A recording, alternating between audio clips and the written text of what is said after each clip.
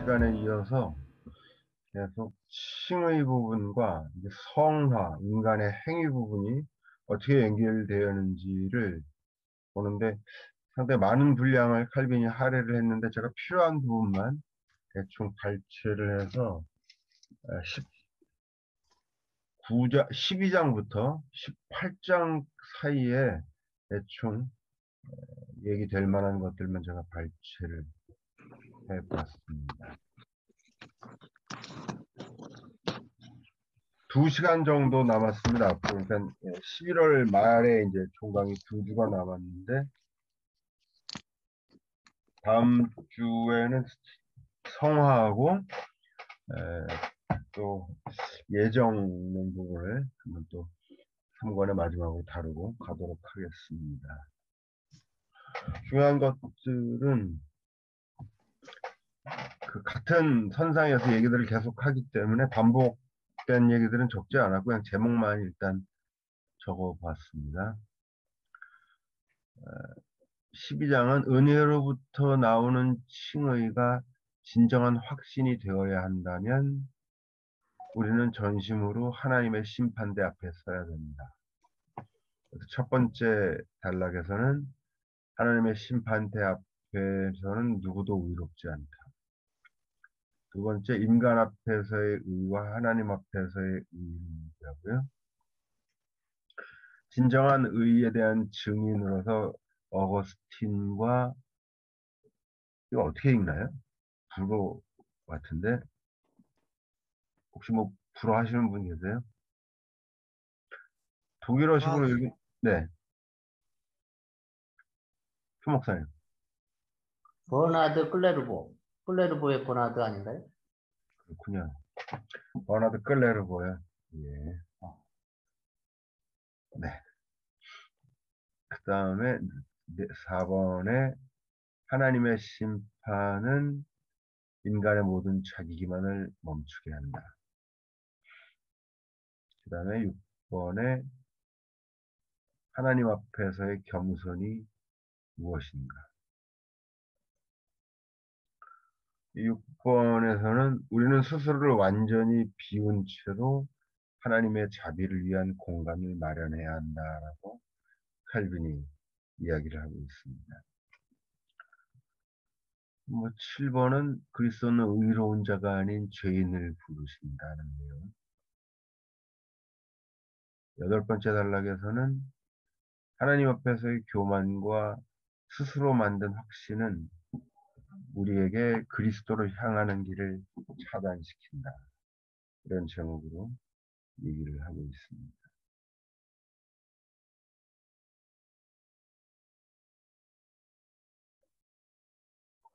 13장도 여러분들 한번 그냥 쭉 보시면 될 것 같고요. 제목을 그래도 한번 읽어보겠습니다. 은혜를 근거로 한 칭의에서 주의해야 할 두 가지 주요 사항.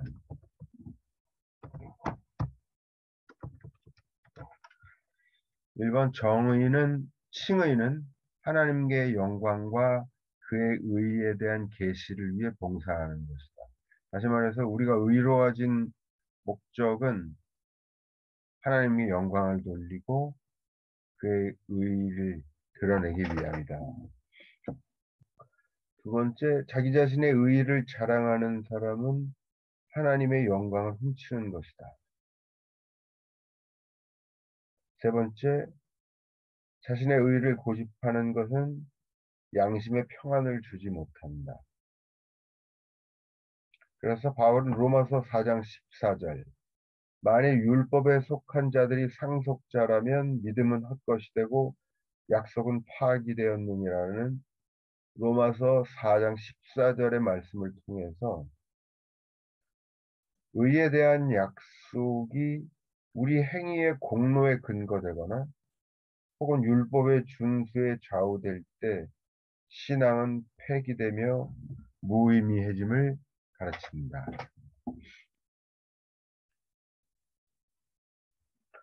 네 번째, 자신의 의로움을 주장하는 것은 약속을 폐기하는 것이다. 이 칼빈에게 있어서 약속이라는 개념은 프로미시오라고 하는 라틴어인데요. 프로미시오라고 하는 개념은 칼빈에게 있어서 하나님의 말씀의 본질에 속하는 겁니다. 다시 말해서 하나님 말씀은 약속이고 칼빈에게 있어서 약속은 기독교 신앙의 본질을 이루는 것입니다. 약속과 그에 대한 희망. 신앙은 실로 약속에 근거되어 있고 그 약속을 믿고 희망하는 것이 우리의 정체라는 사실입니다. 그래서 칼빈은 계속 틈날 때마다 약속을 강조하고 있습니다. 다섯 번째, 하나님의 자유로운 은혜만이 우리에게 양심의 평화와 기도의 기쁨을 줄 수 있다. 이렇게 얘기를 하고 있습니다.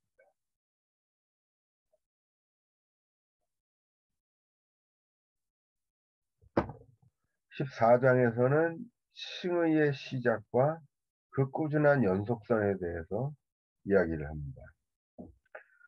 1번에 다양한 인간 군상들과 그들이 주장하는 의를 논하고 있습니다.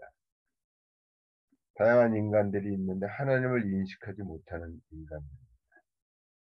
두 번째, 이 인간들에게도 하나님의 선물인 영화로운 미덕들이 존재한다. 세 번째, 믿지 않는 자는 그러나 최고의 미덕을 부패하게 만든다. 네 번째, 그리스도 없이는 그 어떤 진정한 거룩함도 존재할 수 없다. 거룩함이란 인간 스스로가 자신의 행위를 통해서 만들어가는 것이 아니라 그리스도에게서 드러난 약속을 믿는 믿음으로 가능한 것이다. 그래서 우리가 거룩한 성도라 그랬을 때도 그 거룩함이 우리에게 있는 것이 아니라 우리가 우리 자신을 비울 때 그리스도가 드러남으로써 우리가 거룩한 물이라고 일컬음을 받을 수 있는 것입니다. 하나님 앞에서의 의는 선한 행위가 아니라 은혜로부터 나오는 것이다. 계속 칼빈이 일관되게 주장하는 내용입니다. 인간 자신의 힘으로는 의로워질 수 없다. 이름뿐인 그리스도인과 위선자들에 대해서 얘기합니다. 의란 마음 전체가 달린 단순히 행위가 아니라 인간의 전인간적인 문제라고 이야기를 하고 있습니다.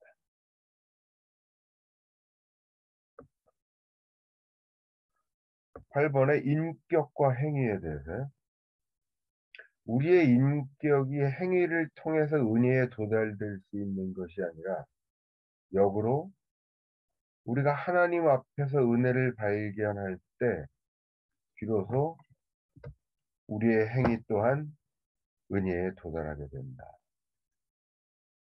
그 얘기를 합니다. 아홉 번째, 진정한 신앙인이라 할지라도 자신의 힘으로는 그 어떤 선한 일도 행할 수가 없다. 우리가 성령의 인도하심 속에서 주님의 길을 간다 할지라도 우리에게는 여전히 불완전함이 남아있으며 이는 우리로 하여금 언제나 겸손하게 만들며 그를 통해 우리는 언제나 스스로의 정체를 잊지 않으며 교만해질 수 없다.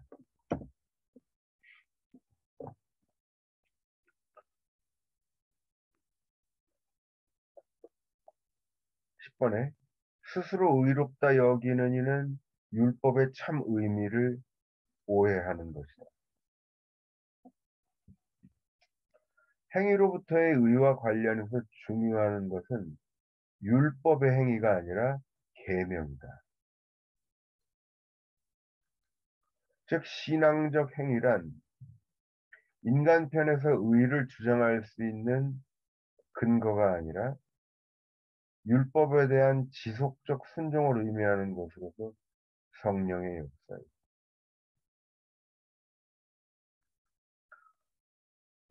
칼빈은 여기서 이미 우리말의 번역이 어떻게 됐는지 제가 정확히 찾아와서 모르겠는데, 율법과 대비되는 개념으로 우리나라로 게보트라 그러는데, 저는 이걸 계명으로 어, 얘기를 하거든요. 아마 우리말에도 계명으로 번역이 됐을 거라고 생각하는데, 율법과 계명은 신학적인 의미가 다릅니다. 물론 율법이 10계명으로부터 시작해서 오늘날 613가지나 불어나 있습니다. 하지만 율법이라고 우리가 흔히 얘기를 하면 그것은 행위를 통해서 의로워지려는 인간적인 노력을 상징하는 것으로 볼 수 있는 반면에, 계명이라고 하는 것은 하나님의 은혜 안에서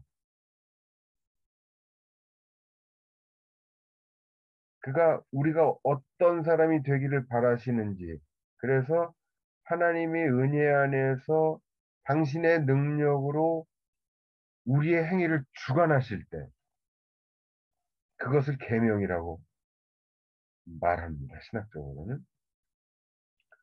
그러니까 특별히 이제 칼빈이 루터와 구별되는 지점이 바로 이 율법에 대한 이해인데요. 루터는 율법과 복음을 근본적으로 대립되는 것으로 보는 성향이 강합니다. 그러나 칼빈은 율법을 복음 안에서, 다시 말해서 하나님의 은혜 안에 들어있는 것으로 이해를 하면서 율법의 본질을 계명으로 파악합니다. 그렇기 때문에 이때 계명이라고 하는 것은 하나님의 은혜와는 독자적으로 인간이 자신의 의와 구원을 스스로 얻기 위한 노력을 상징하는 것이 아니라 하나님의 은혜 안에서 하나님이 주시는 힘과 능력으로 만들어내는 행위. 그렇기 때문에 엄밀한 의미에서 하나님 앞에서 자신의 행위를 내세울 수 없는, 오히려 그것까지도 하나님의 은혜 안에 들어있는 행위. 이것을 계명이라고 칼빈은 이야기를 합니다. 그러니까 일전에 말씀드렸던 것처럼 이게 이제 윤리의 차원이 되는 겁니다. 기독교 윤리. 다시 말해서 복음 안에 들어와 있으면 복음 안에서 이러저런 것을 이미 복음이 전제가 된 채로 하나님의 은혜 안에서 우리는 이러이러한 사람이 되어져 가야 된다라고 하는 겁니다. 근데 그것 역시도 이미 복음 안에 들어있기 때문에 하나님의 능력과 은혜로 우리를 만들어 가시는 것.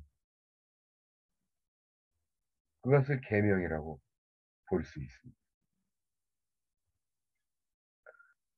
그러니까 좀 더 모던하게 현대적 의미로 응용을 해본다면요. 가령 범죄자들에 대한 처벌이나 대응에 있어서 세상의 법은 최소한 복수라든가 그에 보응하는, 상응하는 차원에서 처벌을 결정하지만 복음 안에서 범죄자들을 볼 때는, 기독교적 관점에서 볼 때는 단순히 처벌이나 그에 상응하는, 그래서 눈에는 눈, 이에는 이 차원이 아니라 죄를 지은 그도 역시 그에게도 하나님의 구원이 열려 있음을 알게 해주는 차원이 되는 겁니다. 그래서 북유럽 쪽에는 전통적으로 루터교가 강한데요. 몇 년 전인가 한번 TV에서 스웨덴이었나 노르웨이였나 교도소를 한번 이렇게 취재를 해서 보여준 적이 있는데, 거기는 우리가 생각하는 그런 차원의 교도소가 아니더라고요. 그러니까 우리나라 교도소 같은 건 말 그대로 교화시키기 위해서, 새 인간을 만들기 위해서 완전히 어떤 처벌의 의미가 강한 느낌이 드는데, 거기서 보여주는 교도소는 그런 차원이 아니라 오히려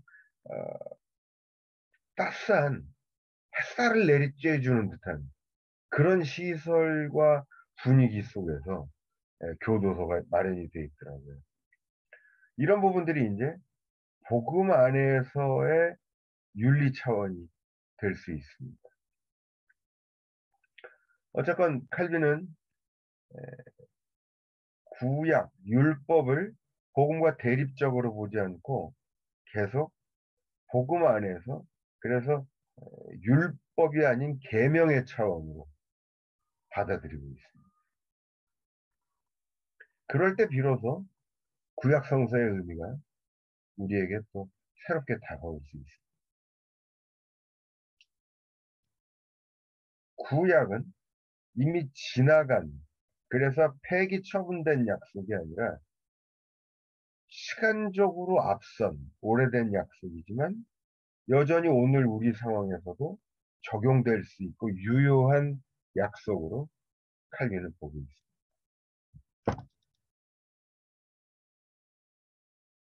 11번째, 두 번째 단락. 신앙인의 행위에 대한 로마 교회의 공식적 신학과의 논쟁. 믿는 자들의 의는 언제나 신앙의 의다.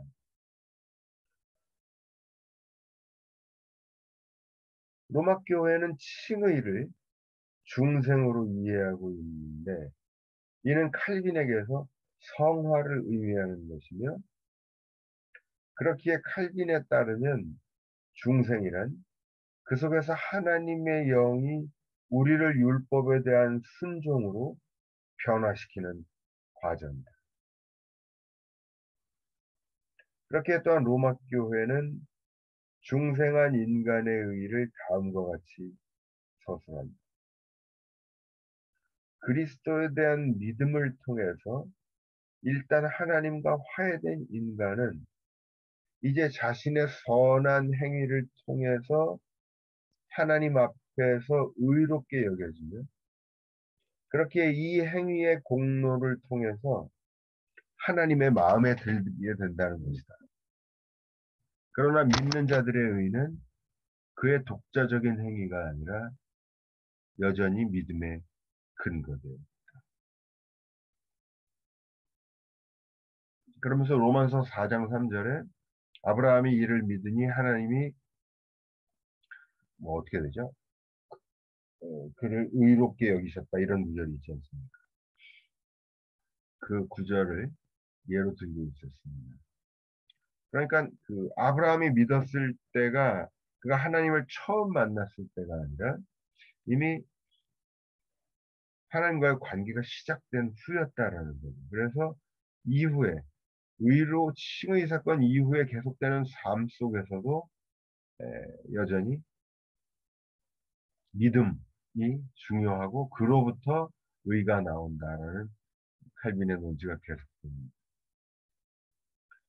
그리스도는 지속적으로 우리와 하나님을 화해시키는 중보자의 역할을 감당하시며, 그렇기에 그의 죽음의 효력 또한 지속적이다. 18번. 선한 행위는 믿는 자에게 힘을 줄 수 있다. 왜냐하면 계명을 지키는 것은 하나님이 우리 안에 거하시며 우리를 인도하신다는 사실을 증명하는 것이기 때문이다. 20번으로 넘어가서 거룩한 자들이 자신의 선한 행위들 속에서 발견하게 되는 것은 다름 아닌 하나님의 선물로서 여기에서 그들은 하나님의 자비와 스스로가 부르심을 받았음에 대한 증표를 얻게 되며 또한 자신들이 선택되었음을 인식하게 됩니다. 그러므로 이런 관점에서 우리는 선한 행위를 무시해서는 안 됩니다. 칼빈은 처음부터 칭의에서부터 이어지는 선한 행위, 즉 성화에 이르는 전 과정에서 그 어떤 인간적인 노력도 인정하지 않습니다. 그런 얘기가 지금 계속되고 있습니다. 21번에 선한 행위에 대한 보상. 구원의 원인은 하나님의 사랑이에요. 그리고 그 내용은 예수의 순종. 그리고 그를 위한 도구는 깨닫게 하시는 성령의 역사, 즉 믿음에 놓여 있으며 그 목적은 하나님의 자비를 찬양하는 것이다. 그러므로 주님께서 우리의 행위를 흡사 2차적 원인으로 받아들이시는 것은 모순되는 것이 아니다. 일단 쭉 다 읽어보겠습니다. 그 다음에 16장에서 교황주의자 로마 교회가 왜곡하는 주장들에 대해서 반론을 펴니다. 그래서 이 부분이 오늘 발제 내용에서 가장 결정적인 부분입니다. 칭의로는 선한 행위를 폐기한다. 적대자들은 행위를 통해서 의로워질 수 없고 구원을 받을 수 없다는 칭의론을 통해서 첫째, 우리가 선한 행위와 그를 위한 열심을 회개하며 둘째로, 우리가 의로워지기 위해서 너무도 쉬운 길을 제시하여 사람들을 죄로 이끌고 있음을 주장합니다. 첫째 주장과 관련해서 그리스도를 통한 칭의는 그러나 성화 없이는 생각할 수 없다. 즉 그리스도는 자신이 거룩하게 만들지 않는 자를 의롭게 여기지 않습니다. 그래서 고린도전서 1장 30절 이하에 보면 예수는 우리에게 지혜와 의로움과 거룩함과 구원이 되셨다고 말합니다. 물론 우리는 칭의와 성화를 구별하지만 그러나 그리스도는 이 둘 모두를 분리됨 없이 나눔 없이 자신 속에 갖고 계십니다. 그래서 이 성화, 상티피카치오는 우리의 것이 아니라 그리스도의 것이기 때문에 우리의 선한 행위 대신 회개와 스스로를 비움에 대해서 강조해야 합니다. 그를 통해 그리스도의 거룩함이 드러나기 때문입니다. 그러므로 우리는 행위 없이는 의로워질 수 없지만 그러나 그럼에도 불구하고 행위를 통해서 의로워지는 것은 아니라고 칼빈은 얘기합니다. 중요한 얘기죠. 행위 없이 의로워질 수는 없지만 행위를 통해서 의로워지는 것은 아니거든요. 왜냐하면 그리스도의 참여를 통해서만 우리가 의로워지는데 그리스도 안에서는 이미 거룩함이 그리스도 안에 놓여 있기 때문입니다.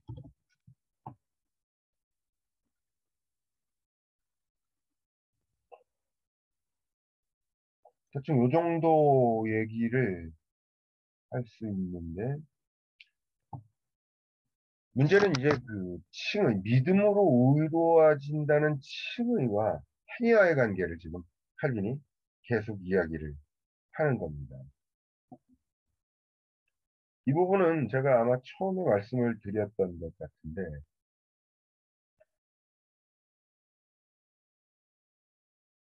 이미 그 로마 교회 그 당시에 이미 칼빈을 비판하면서 했던 얘기처럼, 뭐 이건 칼빈뿐 아니라 루터에게도 향한 비판이기도 했는데, 하나님의 절대적인 주권, 다시 말해서 칭의를 통해 드러나는 하나님의 절대적인 주권을 강조하다 보니까 결국에는 인간에게 있어서 행위 부분이 말살되는 것 아니냐. 여기서부터 이제 문제가 시작이 되는 겁니다. 오늘 교회 안에서 보면 의외로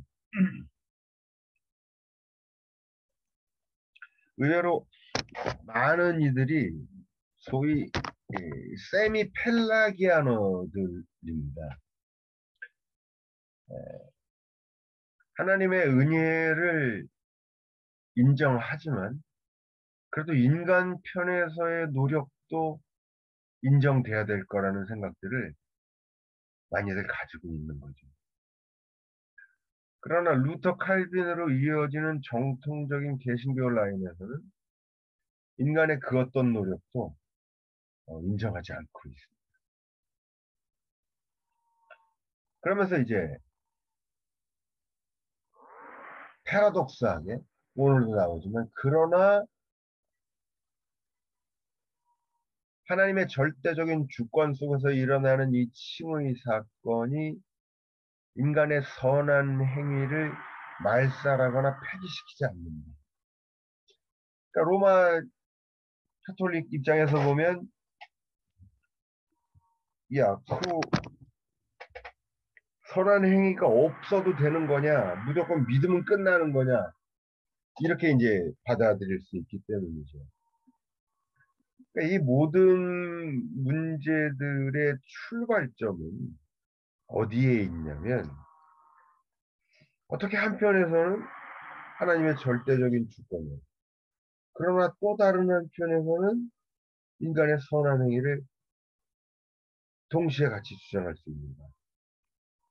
왜냐, 하나님의 절대적인 주권을 강조한다면 사실은 인간 편에서의 인간이 만드는 선한 의지 부분은 얘기할 수 없고, 반면에 또 인간의 선한 행위는 하나님의 절대적인 주권을 일정 부분 또 잠식해 먹는단 말이죠.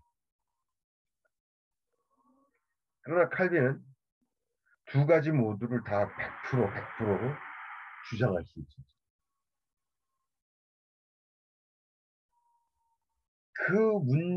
이 문제를 풀 수 있는 유일한 답은 역시 어디에 있는가?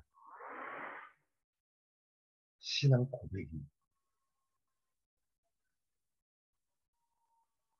기독교의 진리는 고백의 진리입니다. 고백의 진리는 하나님의 은혜에 참여하며 사는 자들만이 그 삶을 통해서 할 수 있는 것입니다. 기독교의 진리는 이런 의미에서 객관적인 진리가 아닙니다. 객관적인 진리라고 하는 것은 한 발 뛴 채로 손님의 입장에서 칼빈식 표현을 하자면 구경꾼의 입장에서 말 그대로 이성을 통해서 얻어진 진리입니다. 이성은 항상 객관화를 시키니까. 그런데 한 발 떨어진 채로 객관적으로 이렇게 들여다보면 분명히 인간이 노력을 하거든요. 그러니까 그 대목에서 야, 우리의 노력도 인정받아야 될 거 아니냐 이런 반론이 나오는 겁니다. 그러나 루터와 칼빈으로부터 시작되는 개신교의 신학은 한 발 떨어진 채로 구경꾼의 입장에서 이성을 통해서 관찰하면서 얻은 진리가 아닙니다. 그럼 뭐냐? 하나님의 역사에 참여된 채로 살면서 나오는 고백의 진리입니다. 그럼 어떻게 되는가? 단순해집니다. 어떻게 단순하게 되느냐? 내가 많은 것을, 모든 것을 다 했지요. 그러나 우리는, 하나님이 나를 선택하시고 인도하시고 나를 통해서 역사하셨다. 이렇게 고백합니다. 바로 개신교 신학은 이 고백에서부터 시작입니다. 고백은 결코 한 발 뛴 채로 객관적으로 바라보는 얘기가 아니라 내가 이미 참여된 채로 거기에서 나오는 얘기. 그렇기 때문에 칼빈은 지금 칭의를 전적으로 하나님의 전적인 역사로, 그래서 거기에 인간 편에서 행위를 통한 그 어떤 의도 내세울 수 없음을 주장하면서, 그러나 동시에 선한 행위를 부정하지 않는 겁니다. 또 한 가지, 한 발 떨어진 채로 객관적으로 이렇게 보다 보면요, 당연히 그 다음에 나오는 질문은 공로에 대한 질문입니다. 한 발 떨어져서 이렇게 봤더니 인간이 열심히 노력하거든요. 신앙생활을 할 때. 그럼 거기에 대한 보상이 주어져야 되지 않겠어요? 개신교인 우리 그 개신교 교인들 중에서도 의외로 많은 분들이 이 보상 여기에 대해서 많은 생각들을 하더라고요. 그러니까 실제로 그런 생각을 하는 분들은 또 신앙생활 열심히 하는 분들이에요. 내가 열심히 살고 있는데 하나님을 위해서 봉사하는데 하나님이 나에게 반드시 그에 상응하는 보답을 주시리라는 기대를 많이 합니다. 그러나 칼빈은 지금 루터도 사실은 마찬가지지만 나의 모든 행위의 근원 자체가 이미 하나님의 역사였음을 고백을 하고 있기 때문에 그 차원에서 보상 얘기가 나올 수가 없거든요. 왜? 주신 분도 하나님이시기 때문에.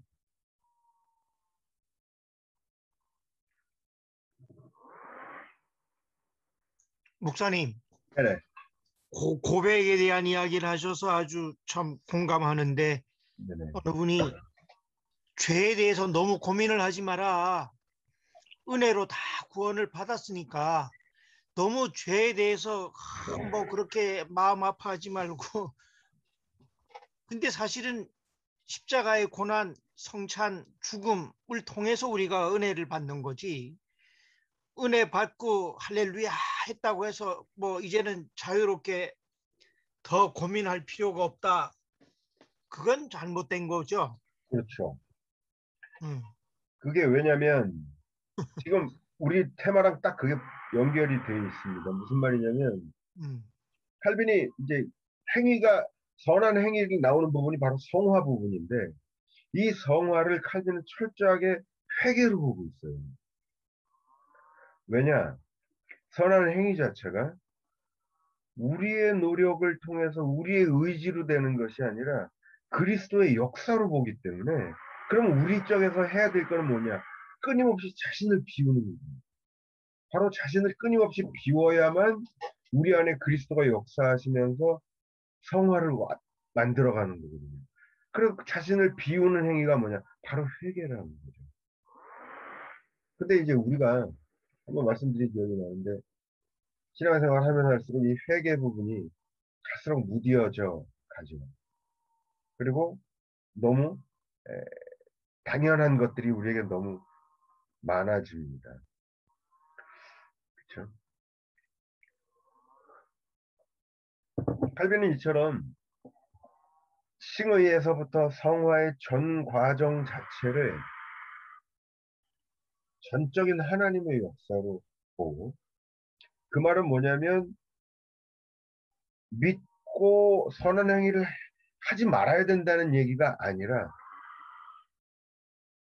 의로워진 믿는 자들은 당연히 선한 행위를 할 수밖에 없다라는 겁니다. 왜? 우리가 의로워지면서 그리스도가 우리 안에 역사를 하시게 되고 그 그리스도가 우리를 끊임없이 선한 행위로 몰아가시기 때문입니다. 바로 그렇기 때문에 고대목에서 우리는 그렇기 때문에 우리의 행위를 가지고 하나님 앞에 내세울 수 없고 거기에 대한 보상을 생각할 수도 없다는 거예요. 이미 말씀드렸던 것처럼 포도원의 일꾼들처럼 아침에, 점심때, 저녁에 각각 다른 시간에 와서 나중에 똑같은 품삯을 줬더니 아침에 일찍 와서 하루 종일 일한 노동자가 불평을 낸다는 거죠. 정의로워 보이죠? 이것이 바로 이게 공의로워 보이는 것은 성서의 논리가 아닙니다. 왜? 공의로워 보이는 것은 공평해 보이는 것은요. 한 발 떨어져서 보면 공평해 보여요. 그러나 하나님의 역사에 참여된 자 입장에서 보면 애당초 나에게 일을 주시고 나로 하여금 살게 만드셨던 분이 하나님이라는 생각을 하면은 그 다음에는 내가 더 했으니까 더 주셔야죠. 이런 보상에 대한 보답에 대한 얘기를 할 수가 없어요. 처음부터 끝까지 다 하나님이 나를 통해서 하신 일이기 때문에. 그래서 또 얘기하지만 큰아들 탕자와 큰아들과 탕자의 비유 바로 이 대목이에요. 시험에 드는 것은 큰아들이란 말이죠. 그러나 이 큰아들이 그날까지 큰아들로서 살 수 있었던 것은 근본적으로 아버지의 사랑 안에 있었기 때문에 그렇게 될 수 있었던 거죠. 그러나 그 순간에 큰아들은 결정적인 순간에 발을 딱 빼고서 객관적으로 바라보는 겁니다. 하나님의 역사에서 밖으로 나갔어요. 야, 내가 이만큼 했는데 바로 그 순간에 시험에 드는 순간입니다. 그래서 교회 안에서도 야, 내가 이만큼 했는데 목사님이 나한테 서운하게 대하고 이런 생각이 드는 순간이 바로 시험에 드는 순간이고 하나님의 역사로부터 한 발 뛰어서 한 발 빼서 객관적으로 보는 그 순간에 교인들은 바로 시험에 빠집니다. 이런 시험은 열심히 신앙생활하는 사람들일수록 더 잘 걸립니다. 이게 왜 이런 문제가 생기냐? 신앙과 신앙의 진리는 객관적인 한 발 떨어진 채 발견되는 이성의 진리가 아니라 내 삶을 걸고 참여하면서 나온 고백의 진리라는 사실을 잘 모르고 헛갈리기 때문에 그래서 나오는 현상입니다. 이런 의미에서 기독교는 철저히 참여와 고백 속에 만들어져 가고 있습니다. 객관적이 아니다 그러면은 오해를 하실 수 있어요. 그럼 주관적이란 말이냐? 그것도 아닙니다. 제가 게임의 장기의 예를 말씀을 한번 드렸었죠. 그 장기의 예를 한번 떠올려 보시면 객관적으로 한 발 뛴 채로 보면 법칙들이 보입니다. 규칙들이. 그 게임에 참여하면 비로소 게임의 세계가 그 안에서 열리기 시작합니다. 그러면 그렇게 열리는 그 게임의 세계가 과연 주관적인 세계인가요? 우리가 자의적으로 만들어낸 세계인가요? 아닙니다. 그것은 나의 주관 객관과 별도로 존재하는 세계입니다. 단 내가 참여할 때 비로소 경험되고 발견될 수 있는 세계입니다. 그래서 기독교의 진리는 신앙의 세계는 객관적으로 입증될 수 있는 세계가 아닙니다. 그러나도 동시에 주관적으로 내가 자의적으로 만들어낸 세계가 아닙니다. 나와는 상관없이 존재하는 세계. 하나님의 역사. 내가 거기 참여할 때 비로소 경험되는 세계입니다. 그리고 그런 한에서 비로소 그럴 때 비로소 우리는 칼빈의 신학을 정확히 이해할 수 있습니다. 칼빈은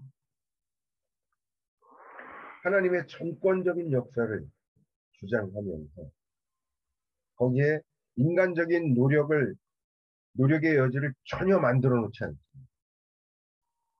그런데 더 놀라운 것은 그것이 인간을 꼭두각시 인형이나 로봇으로 만들지 않는다는 거죠.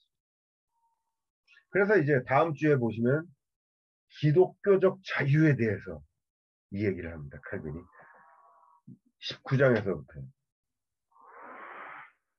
이것은 우리가 흔히 자유의지라고 표현하는 것과는 다른 겁니다. 우리 한국에는 아직 이 신학의 역사가 일천해서 자유의지라는 표현을 많이 사용하지만 유럽에서는 이 자유의지라는 개념은 고유명사화되어 있습니다. 누구한테 쓰는 개념이냐면 오래전 펠라기우스, 어거스틴과 싸웠던 펠라기우스, 그 다음에 그 이후에 루터와 싸웠던 에라스무스가, 그러니까 펠라기우스가 어거스틴과 싸웠을 때 바로 똑같은 문제를 갖고 싸웠죠.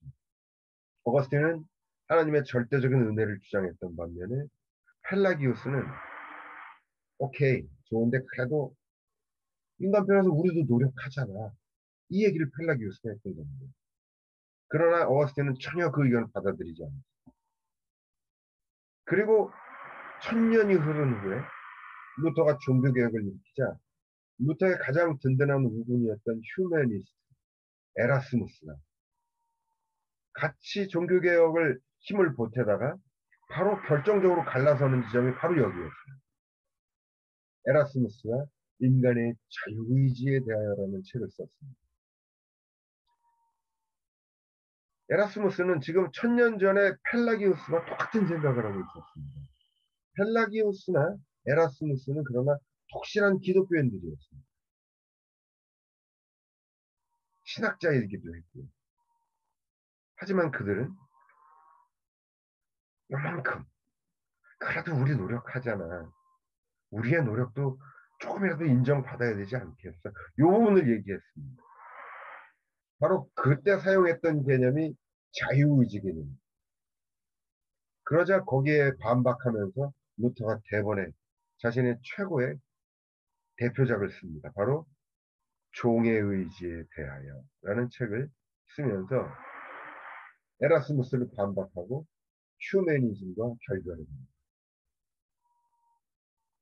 저는 이렇게 보면 어거스틴이나 루터나 칼빈 모두가 다 지금 펠라기우스나 에라스무스가 무슨 얘기를 하는지는 알고 있었을 것 같아요. 그런데 왜 그들의 얘기를 전혀 받아들일 수 없었는가? 아직 거기서 멈추면 안 된다. 더 들어와서. 그리고 마지막까지 와서 고백까지 나가야 된다는 겁니다. 어디까지? 아, 내가 노력하고 내가 최선을 다해서 살아왔어. 하지만 그 모든 것은 다 하나님이 부르시고 선택하셨고 나를 통해 역사하신 거다. 여기까지 고백이 나와야 된다는 거예요. 그런 의미에서 휴메니스트들이나 펠라기우스는 거기까지 못 왔습니다. 더 정확히 얘기하면 한 발 떨어진 채로 본 겁니다. 지금 한 발 떨어진 채로 보면 실제로 인간이 노력합니다. 하죠. 우리 모두 얼마나 노력합니까? 그러나 거기서 끝나면 안 된다는 거예요. 어디까지 가야 되느냐. 나의 모든 노력 가지고 결국 하나님이 다 주신다. 여기까지 가야 된다. 여기까지 가야만 비로소 그 다음 단계에서 자유의지가 아니라 이제 기독교적인 의미의 하나님의 은혜 안에서 누리는 우리의 순종의 자유가 나옵니다.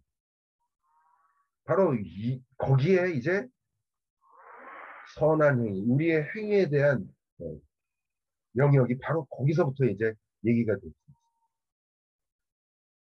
그것이 아니라 그 이전 단계에서 하나님의 은혜와 대립, 독립적인 인간의 행위, 이 부분은 절대 전혀 받아들일 수 없었다는 겁니다.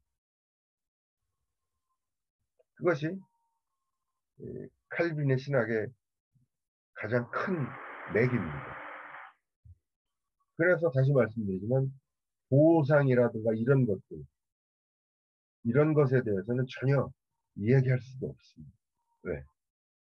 모든 것이 다 하나님께로 왔는데 내가 오늘 이렇게 사는 것도 하나님의 은혜입니다. 이렇게 되는 거예요. 그리고 그 신학적으로 굉장히 중요한 포인트는 아까 말씀드렸던 율법과 복음의 관계성입니다. 그래서 루터에게서는 율법과 복음 이 순서대로 간다면 칼빈 그다음에 개혁교회 바라트로 오면 복음과 율법으로 순서가 바뀌게 됩니다. 율법과 복음 이 순서 속에서는 율법과 복음 사이에 단절이 있습니다. 율법을 통해서 우리의 죄를 느끼고 절망했을 때 복음을 받아들이고 구원받게 됩니다. 이것이 이제 루터가 생각하는 율법의 기능입니다. 그러나 칼빈부터 시작된 개혁교회 전통 속에서는 율법 앞에 이미 복음이 있습니다. 말씀드렸던 것처럼 출애굽기 20장에 보면 10계명이 나오죠. 그러나 10계명의 서두에 보면 나는 너희를 애굽에서 불러낸 신 여호와니라 이러면서 시작합니다. 여기가 바로 은혜고 복음이거든요. 그리고 그 은혜 안에서 율법이 나옵니다. 계명을 주십니다. 바로 그렇기 때문에 이제 율법은 복음과 상관없는 우리의 죄를 깨닫게 만드는 기능을 가지는 것이 아니라 하나님의 은혜 안에서 하나님의 은혜 안에 있는 우리가 어떻게 살아가야 되는가 기독교 윤리 차원으로 이해가 됩니다.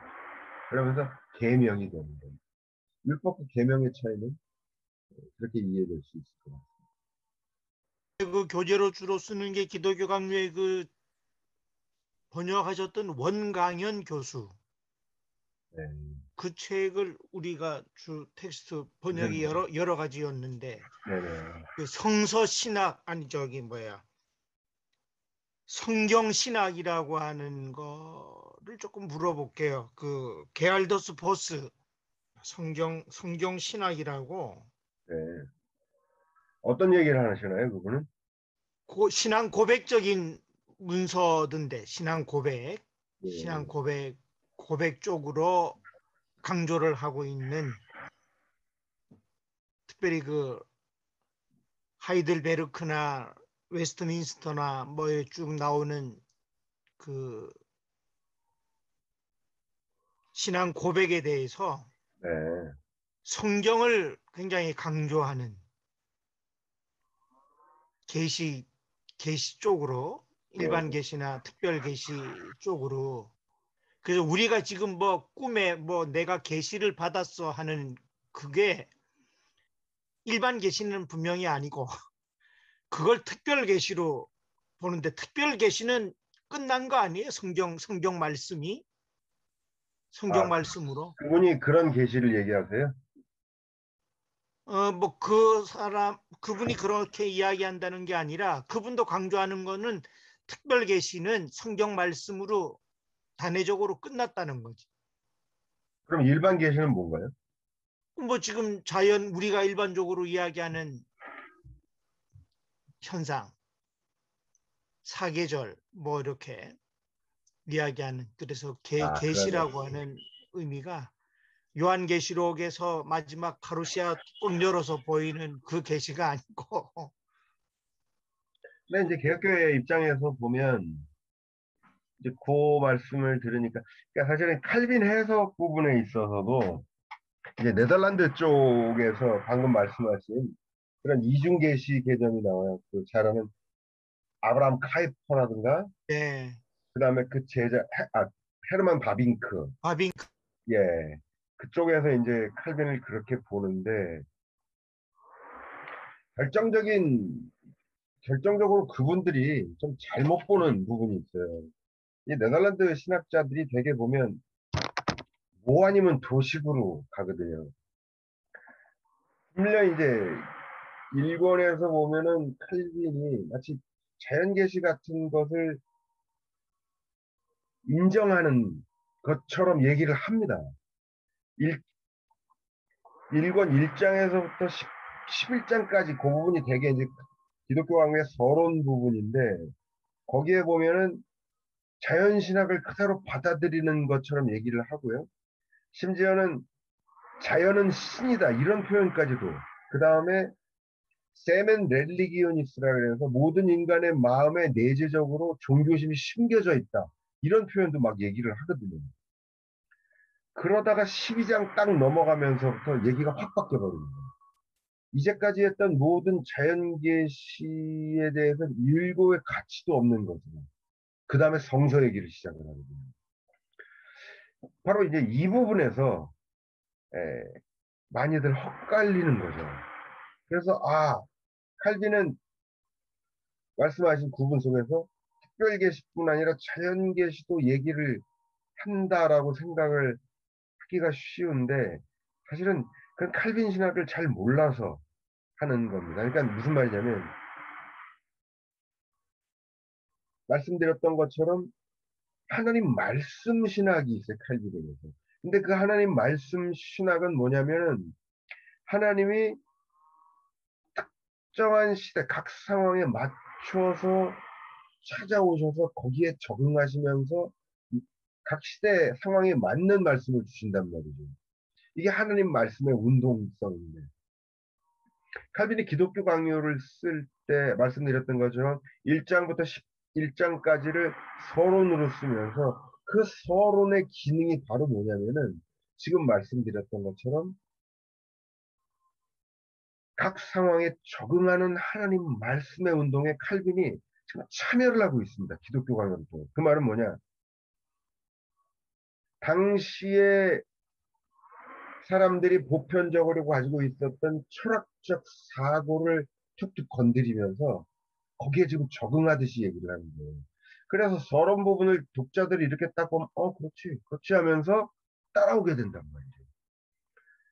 그래서 그 말씀하셨던 자연계시로 볼 수 있는 그 파트 부분이 심지어는 철학적인 당시 자연 철학적인 내용을 다 담고 있습니다. 그래서 이런 논쟁들 가령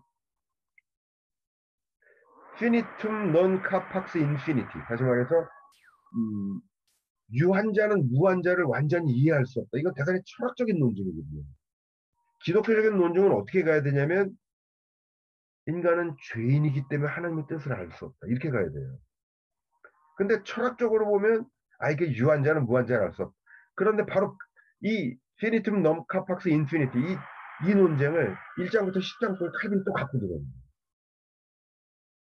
이 모든 것이 무엇을 말하는 거냐면 자연 철학적인 인간의 생내적인 어떤 종교심이 있고 또 인간 이성을 통해서 이성도 찬양을 하고 자연 계시를 얘기하는 것이 아니라 거기에 익숙해져 있는 당대 사람들을 지금 끌고 들어오는 겁니다. 그러면서 칼빈은 자신의 기독교 강요 자체가 하나님의 말씀이 되기를, 하나님 말씀의 운동에 참여되기를 지금 바라고 있는 겁니다. 그러면서 서론이 지나가면서부터는 분위기가 싹 바뀌면서 오직 성소 이렇게 바뀌어갑니다.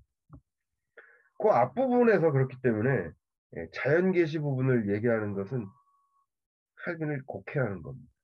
그래서 제가 아까 말씀드린 근데 네덜란드 쪽이 다 그래요. 아브라함 카이퍼, 헤르만 바빙크 이분들이 물론 긍정적인 부분이 있죠. 잘 아시지만 아브라함 카이퍼 같은 경우는 네덜란드 대통령인가요? 수상까지 한 정치가였더라고요. 그러니까 그 말은 뭐냐? 칼빈식으로 정치 모든 영역에서 인간 세상에서 하나님의 섭리를 다이렉트로 지배하게 하겠다는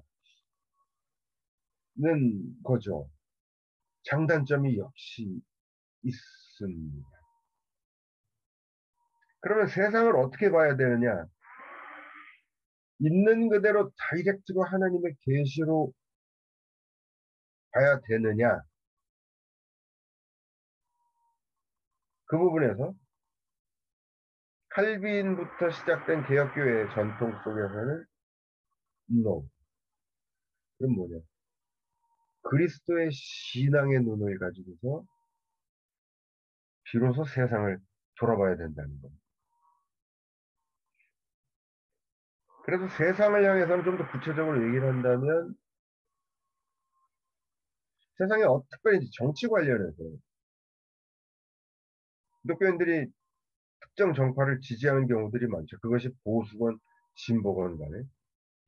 그러나 기독교적 입장에서 엄밀하게 얘기를 한다면 세상의 정치의 목적과 최고의 이상은 민주주의가 되겠죠. 그러나 기독교 신앙과 교회 최고의 이상은 민주주의가 아닙니다. 교회는 신주주의입니다. 그리고 하나님 나라입니다.